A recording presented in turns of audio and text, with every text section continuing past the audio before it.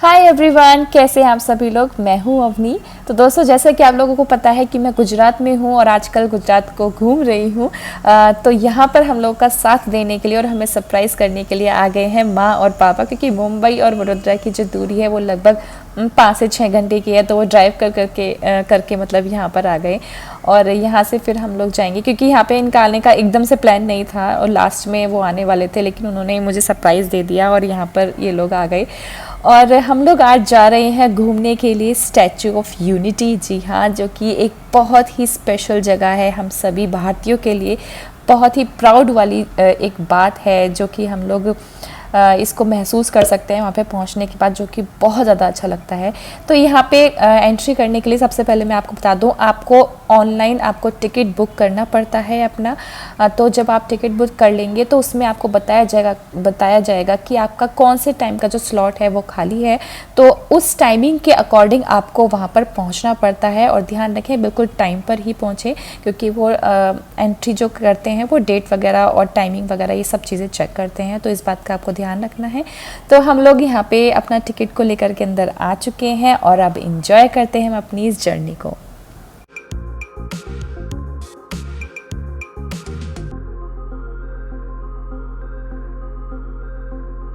क्योंकि यहाँ पे चलना बहुत ज़्यादा पड़ता है, तो मैं आपको ये बता दूँ कि यहाँ पे ऑलरेडी एलिवेटर्स लगाए गए हैं जो कि आपको बहुत हेल्प करेंगे। एंड ऐसा बिल्कुल मत सोचिएगा कि हम लोग अभी अभी तो आए हैं, अभी हम काफ़ी चल लेंगे। बिल्कुल ऐसा मत सोचिएगा। एलिवेटर शुरू से ही यूज़ करना स्टार्ट कर दीजिए और आराम से, मतलब अपनी बॉडी को ज़्यादा थकाने की ज़रूरत नहीं, क्योंकि जब आप यहाँ पे घूमेंगे फिरेंगे ना तो आपको ऑलरेडी थकान महसूस हो जाएगी, क्योंकि बहुत बहुत ज़्यादा बड़ा इसका एनवायरनमेंट है। तो सब कुछ घूमना मतलब मैं बता सकती हूँ आपको कि बहुत ज़्यादा थक जाता है इंसान। तो प्लीज़ आप इस बात का ध्यान रखिए, एलिवेटर को यहाँ पे ज़रूर यूज़ कीजिएगा। एंड देखिए, सबसे अच्छी बात हमारी ये है कि क्यारा को लगा कि हम किसी भगवान जी के मंदिर में आए हैं। एंड वो लिटरली हैंड मतलब हाथ जोड़ रही थी और भगवान को, जैसे कि हम भगवान को नमस्ते करते हैं, उनको प्रे करते हैं, वो सब चीज़ें ये कर रही थी। एंड वो बहुत ज़्यादा खुश थी यहाँ पे आने के बाद, क्योंकि उसको इतने दिनों के बाद दादू दादी यहाँ पे मिले हैं और एक खुला एनवायरनमेंट मिला है उसको। तो अच्छे से इधर उधर घूम रही थी, तो बहुत ज़्यादा खुश थी वो।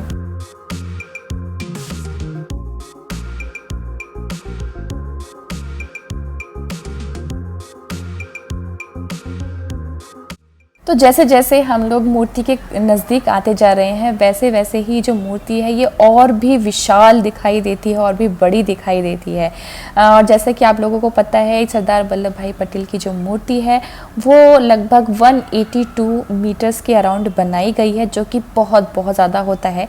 तो ऑफकोर्स हम लोग ऊपर जाने के लिए लिफ्ट का ही हमें यूज़ करना पड़ेगा, क्योंकि हम लोग पैदल या फिर स्टेयर्स का यूज़ नहीं कर सकते, हम तो थक ही जाएंगे। तो डेफिनेटली अब हम लोग यहाँ पे जो लिफ्ट है उसका यूज़ करने वाले हैं, एलिवेटर का।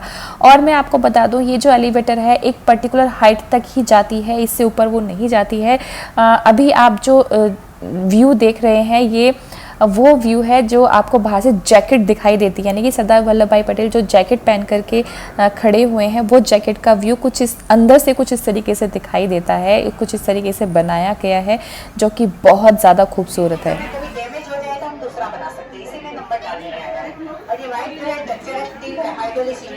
पिलर के साथ भी कनेक्ट किया है, पार्ट के साथ भी जोड़ा हुआ है। अब इस तरफ से जाओगे तो ऐसा ही पूरा हॉलो है।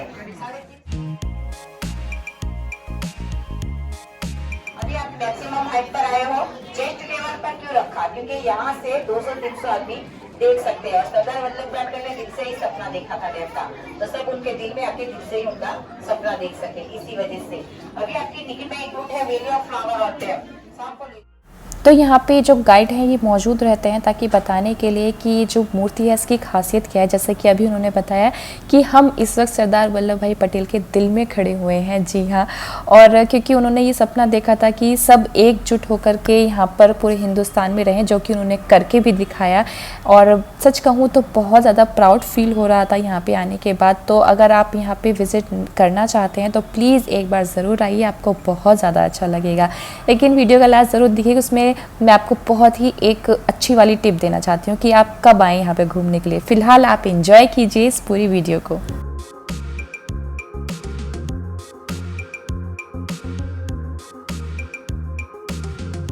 तो नीचे आने के बाद जो म्यूजियम है जिसमें सरदार वल्लभ भाई पटेल के बारे में बताया गया है वो हम इंजॉय कर रहे हैं अभी।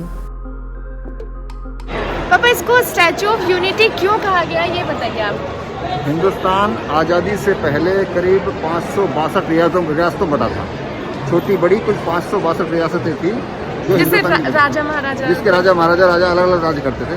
तो जब हिंदुस्तान आज़ाद हुआ तो सरदार वल्लभ भाई पटेल ने उन सब 562 रियासतों को मिला के एक हिंदुस्तान की स्थापना करी। बेसिकली रियासत वाला जो सिस्टम था वो सब खत्म, रियासत का जो प्रीवी पर्स का सिस्टम था वो ख़त्म करके इन्होंने सभी 562 रियासतों को एक जगह मिला दिया, उसको विलय करके जब हिंदुस्तान बना, इसलिए उस यूनिटी के नाम से ही उन सरदार वल्लभ पटेल को स्टैचू ऑफ यूनिटी के नाम से उसको याद बनाया और उनको हमेशा के लिए याद रखा जाए, इसलिए उनकी इतनी बड़ी स्टैचू बनाई जो कि इमोर्टल है स्टैचू। सरदार वल्लभ भाई पटेल के बारे में आपको यहाँ पे हर तरीके से इन्फॉर्मेशन मिलेगी, फ़ोटोज़ के ज़रिए, वीडियोज़ के ज़रिए, शब्दों के ज़रिए, हर तरीके से आपको यहाँ पे इन्फॉर्मेशन दी जा रही थी। एंड जैसे अभी आप देख रहे हैं यहाँ पे ये जो लाइब्रेरी क्रिएट की गई है ये एक्चुअली में पोस्टर है, यहाँ पे रियल बुक्स नहीं रखी हुई हैं, लेकिन यहाँ बहुत ही ज़्यादा खूबसूरत लग रही थी। लोगों ने यहाँ पे काफ़ी ज़्यादा फ़ोटो खिंचवाए हैं, मैंने भी फ़ोटो खिंचवाए हैं, मेरी फैमिली ने भी खिंचवाए थे। तो अगर आपको वो फ़ोटोज़ देखने हैं तो मुझे इंस्टाग्राम पे फॉलो करना बिल्कुल ना भूलें, आपको लिंक जो है डिस्क्रिप्शन बॉक्स में मिल जाएगा।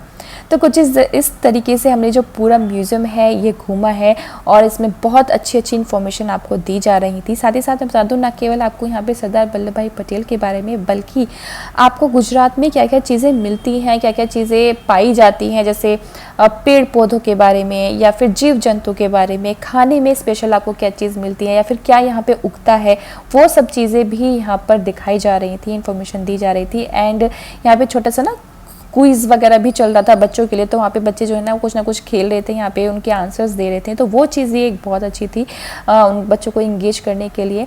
और साथ ही साथ मैं बता दूँ यहाँ पे डैम के बारे में भी बहुत अच्छे से इन्फॉर्मेशन दी गई थी, जैसे कि आप इसके अंदर जाएंगे तो आपको पता चलेगा कि डैम को बनाने में क्या क्या मुश्किलें आई हैं, किस तरीके से वो बनाया गया है, अब फाइनली उसका रिजल्ट कैसा, तो ये सब चीज़ें भी बताई गई हैं इसके अंदर। एंड यस, यहाँ पर है सरदार वल्लभ भाई पटेल की मूर्ति, जिसके सामने हमने फिर से बहुत अच्छे फ़ोटोज़ खिंचवाए हैं और कुछ इस तरीके से हमने जो पूरा म्यूज़ियम है इसको एंजॉय किया था, इसको विज़िट किया था और बहुत सारी जो इन्फॉर्मेशन है वो यहाँ से ग्रैब करी थी। इसके बाद अब हम लोग थोड़ा सा मतलब बाहर आ चुके हैं और थोड़ा सा मैं क्यारा को रिलैक्स करवाऊंगी, उसको कुछ खिलाऊंगी पिलाऊंगी ताकि वो थोड़ा सा एक फ्री सी हो जाए। जैसे कि हम काफ़ी देर से ही घूम रही है, तो काफ़ी देर हो गई, इसको खाना वाना के लिए मैंने कुछ दिया नहीं है अभी तक, तो जैसे पानी वगैरह मैंने इसको दे दिया था बीच बीच में, उसके बाद बनानास को मैंने खिला दिया था, लेकिन अब बिठा के मैं इसको थोड़ा सा खिलाने वाली हूँ और उसके बाद हम लोग आगे चलेंगे घूमने के लिए।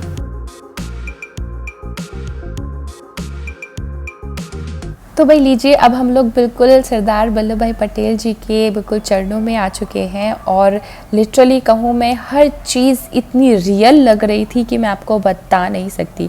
सो डेफिनेटली आप लोगों को यहाँ पे एक बार विज़िट करना चाहिए और आप देखेंगे कि आपकी मतलब यहाँ पे कारीगरी का एक बहुत ही अनूठा जो एक नमूना है वो पेश किया गया है यहाँ पर, तो बहुत ही ज़्यादा अच्छा लगेगा आपको यहाँ पे आने के बाद। तो बाकी मैं एक चीज़ बता दूँ, जैसे कि हम लोग यहाँ पे विज़िट करें तो खाना यहाँ पे अलाउ नहीं था, यहाँ पे कैंटीन है, वहीं पर ही आप खाना लेकर के आपको लेकर के खाना पड़ेगा। तो साथ ही साथ यहाँ पे बहुत सारे पॉइंट्स और भी बनाए गए हैं, जैसे कि फ्लावर वैली है, यहाँ पे बटरफ्लाई गार्डन है, कैक्टस गार्डन है और डैम के यहाँ पर आप जा सकते हैं, जंगल सफारी है। तो यानी कि अगर आप एक पूरा दिन यहाँ पे लगाना चाहें तो आराम से आप लगा सकते हैं, क्योंकि काफ़ी कुछ है यहाँ पे घूमने के लिए। साथ ही साथ यहाँ पे बसेस का भी अरेंजमेंट किया गया है एक जगह से दूसरी जगह जाने के लिए, तो वो भी आप यूज़ कर सकते हैं। फ़िलहाल हम कुछ इस तरीके से यहाँ पे घूम रहे हैं। एंड मैं बता दूँ यहाँ पे हम लोग थोड़ी देर आराम से बैठे भी थे और वो बिल्कुल बाहर था, तो मेरे ख्याल से अगर हम कुछ खाने पीने के लिए ले करके आते अपने घर से बना करके, तो वहाँ पर हम बैठ के आराम से खा भी सकते थे। तो बेसिकली मैं बता दूँ, ऑनलाइन अगर आपको इन्फॉर्मेशन मिलेगी तो वो ये होगी कि आपको खाना लाना अलाउ नहीं है, लेकिन आप अलग से थोड़ा बहुत लेकर के जा सकते हैं।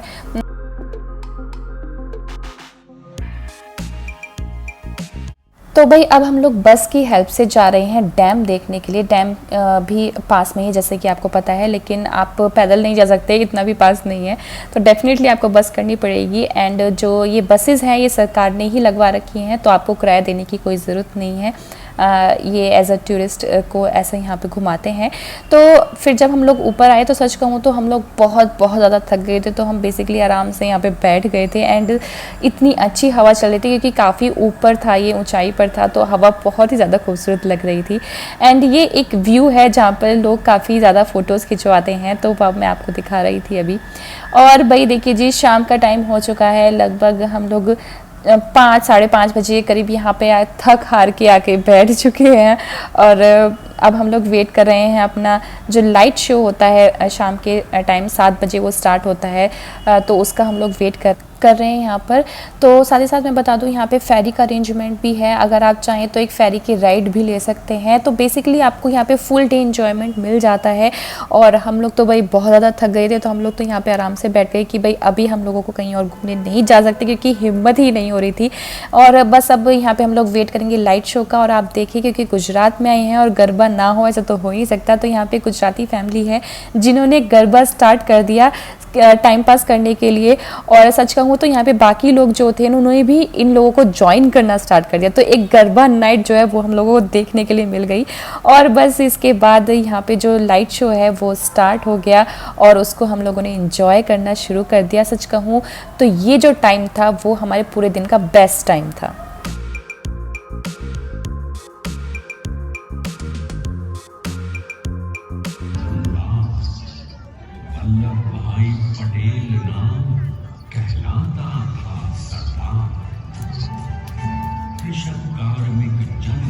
तो कुछ इस तरीके से हम लोगों ने पूरा जो ये लाइट शो है इसको एंजॉय किया है। लिटरली बहुत ज़्यादा प्राउड फील हो रहा था, लिटरली रोंगटे खड़े हो जाते हैं जब पूरी जर्नी उनकी देखते हैं।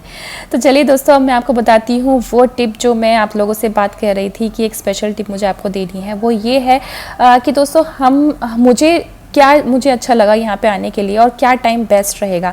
तो सच्ची कहूँ तो बेस्ट टाइम तो रहेगा कि अगर आप दोपहर में 3 साढ़े 3 बजे या फिर 4 बजे के अराउंड यहाँ पे पहुँचे, बस अपना जो सरदार वल्लभ भाई पटेल उनकी जर्नी वो देखें, मतलब जो पूरा म्यूज़ियम था वो देखें, उनकी एलिवेटर के थ्रू ऊपर तक जाएँ। और जो छोटे मोटे पार्क बना रखे हैं ना, उसमें मुझे इतना इन्जॉयमेंट नहीं फील आया, लिटरली हम लोग उसमें थक गए थे, लेकिन वो जो चीज़ थी वो ज़्यादा अच्छा है। और हम लोग जब वहाँ पर बैठे और शाम को हमने लाइट शो इन्जॉय किया, वो हमारा बेस्ट टाइम था। तो ट्राई करें, अगर आप जा रहे हैं तो इसी टाइम पे जाएं, चाहे तो आप पूरा डे भी एंजॉय कर सकते हैं, वो सब आपके ऊपर है। तो ये थी मेरी वीडियो, होपफुली आपको वीडियो अच्छी लगी है तो प्लीज़ लाइक ज़रूर कर दीजिए और वीडियो पे कमेंट करना और शेयर करना बिल्कुल ना भूलें। चलिए बाय बाय।